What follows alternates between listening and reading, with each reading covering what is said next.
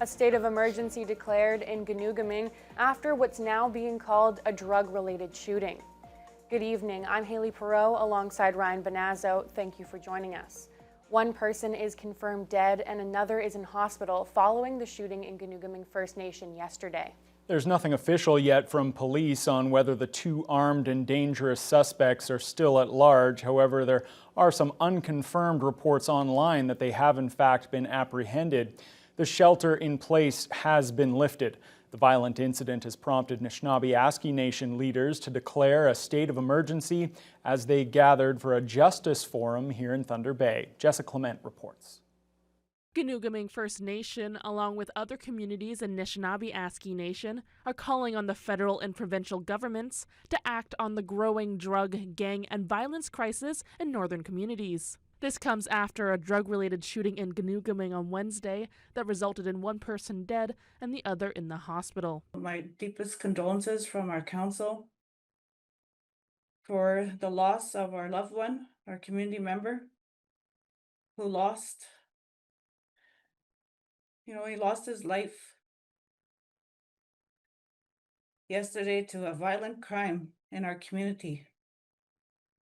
I do have another community member that is in ICU, and we pray that he recovers. Ginoogaming Chief Sherry Taylor says there continues to be a lack of resources to address alcohol, drug, and gang-related crime, not just in Ginoogaming, but in other First Nations around Northern Ontario. So much issues with drugs and violence and gangs in our area.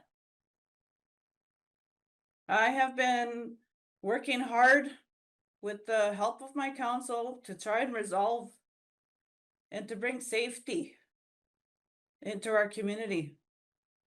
We had called a state of emergency about maybe a year and a half ago, and that didn't do anything. All they did was band-aid type solutions, temporary fixes, but there was no permanent solution or support for me and my community. NAN is renewing its call for Canada and the province to meet with leaders, warning that the violence will only worsen unless governments step up. And I call on Premier Doug Ford and Prime Minister Carney to help us in this effort. While they are eyeing their agendas on our territory to take our resources, to extract our resources, that there's a danger to them. And they need to be aware of what those dangers are. The shelter-in-place advisory in Ginoogaming has been lifted, but Ontario Provincial Police are asking residents to remain vigilant and report any suspicious activity. The investigation is ongoing. Jessica Clement, TBT News.